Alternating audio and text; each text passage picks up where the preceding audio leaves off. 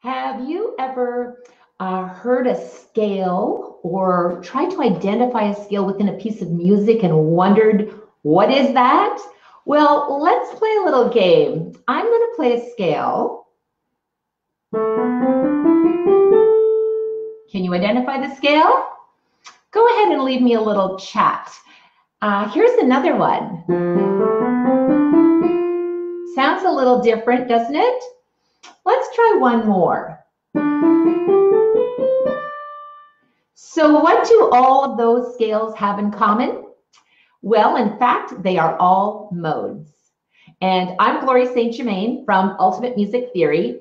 And today we're talking about modes and scales and the sounds of them and how they're actually formed. So if you're curious about that, you can just leave me the word modes in the chat box, even if you're watching the replay, because I'll send you a little link that you can check out a few other things. So a mode is a scale pattern used in the Gregorian chants, and it actually originated with the ancient Greeks. So what exactly is a mode? So a mode is a major scale. The end. But let's dive a little deeper. A mode is based on the same pattern of half steps or semitones and whole steps or tones as a major scale. So a major scale is a whole step, whole step, half step, whole step, whole step, whole step, half step. So the thing about a mode is that it simply begins on a different degree of the scale. So a major scale begins on the tonic and goes, of course, all the way up to the upper tonic. So that is a major scale. Now, when you're looking to identify a scale, we want to dig a little deeper into how can we remember it? Because we could try to remember all the different patterns of half steps and whole steps for each mode, and that can get confusing. I know, because as a young student, it was one of the things that I struggled with. How can I remember all these different patterns? There must be an easier way. And now there is. So I'm going to give you 7 letters, and you might want to write these down. So the 7 letters are I, D, P, L, M, A, L. You might wonder what that's all about. I do play like Mozart and Liszt. Say it with me.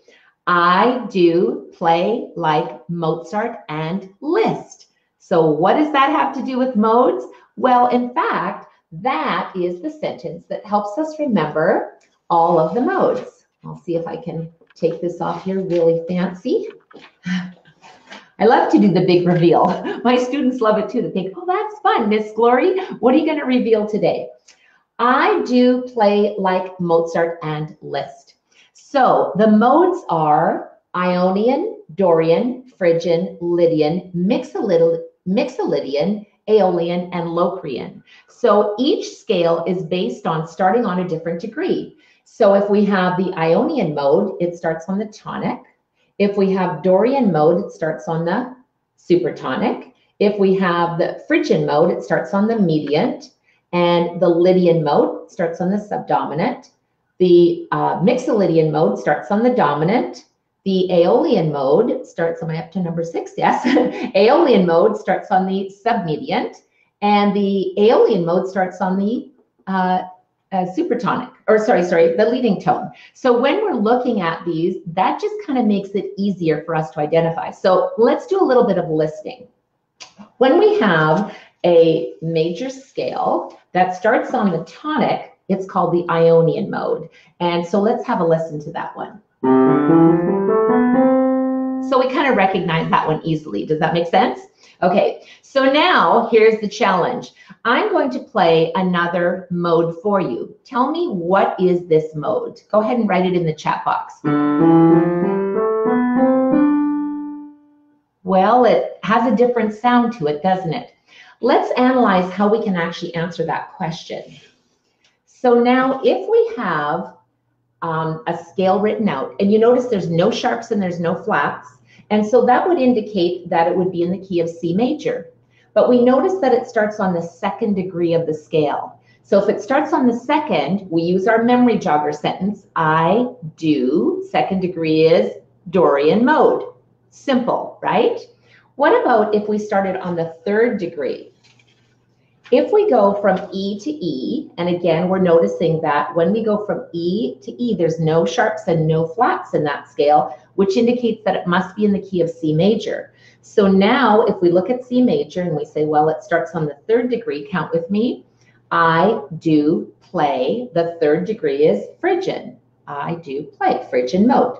Perfect. Let's look at one more.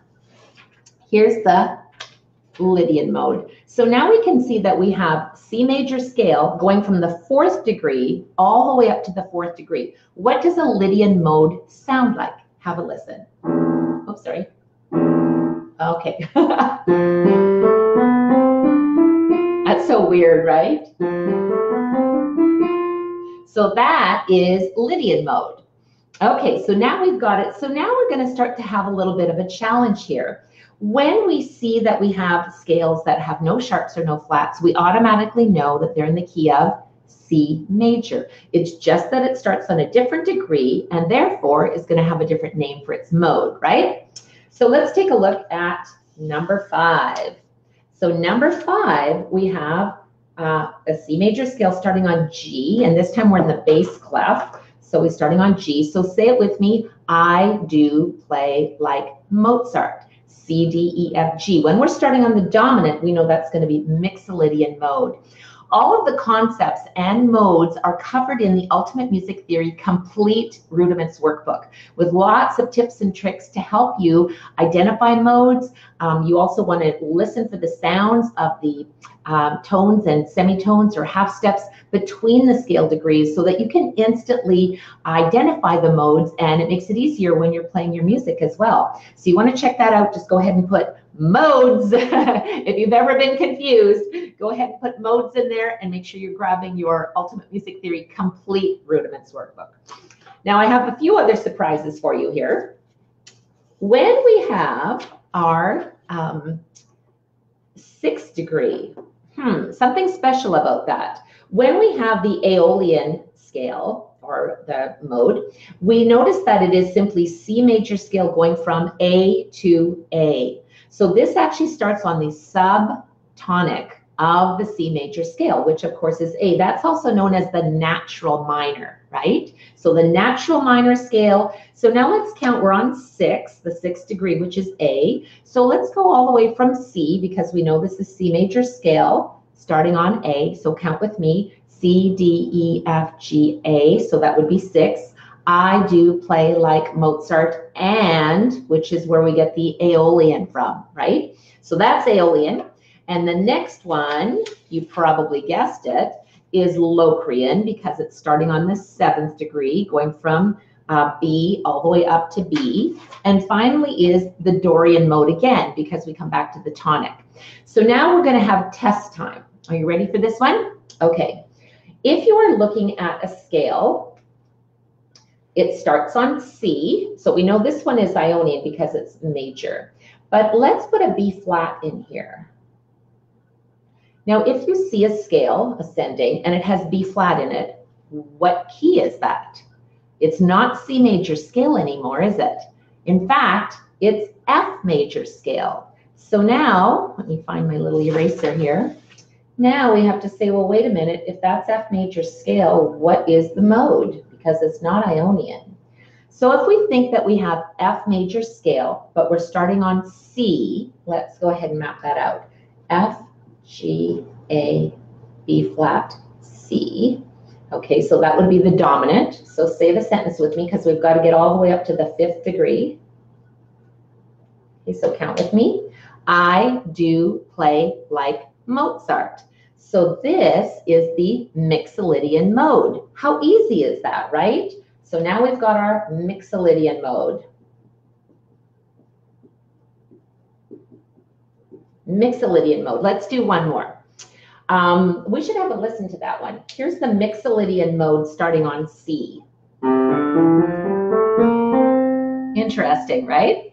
So let's do the last one. What if we had a scale degree that's starting on D, but it has an E flat and it has a B flat?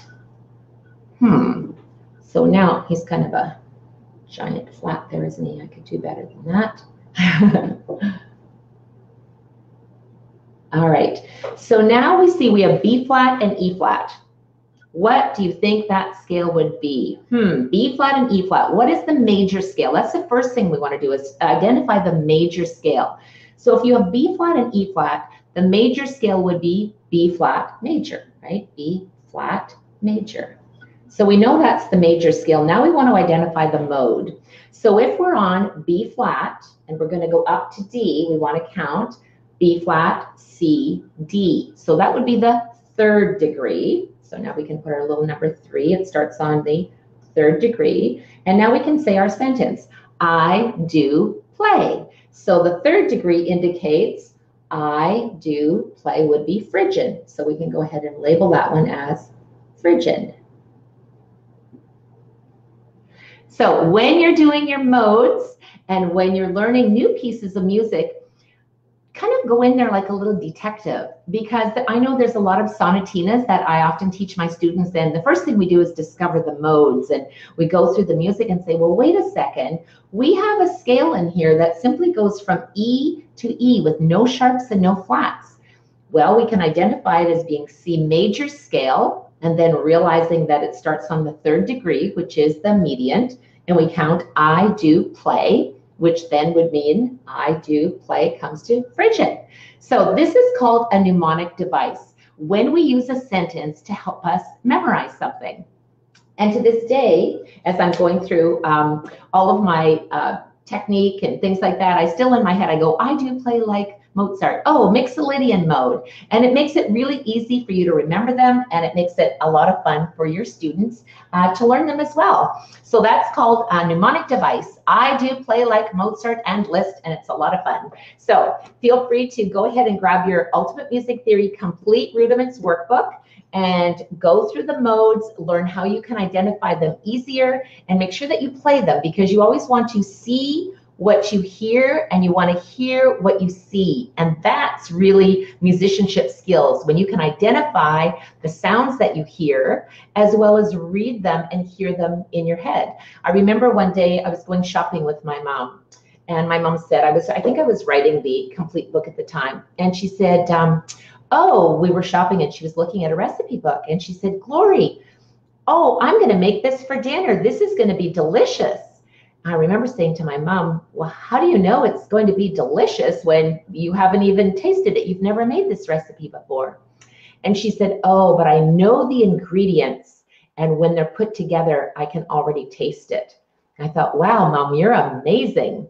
And she said, well, you know what, Glory? You're amazing, because you can look at a piece of music and you can hear it before you even play it. And I said, well, I guess that's why I play the piano, and that's why my mother would be cooking dinner. So anyway, I take the recipe from the Ultimate Music Theory Complete Rudiments workbook, have some fun, explore some modes, be creative, see what kind of sounds you can create, and maybe do a little composition or a little improvisation on some of your pieces. So hope you've enjoyed learning about modes. Have a great day. Thanks.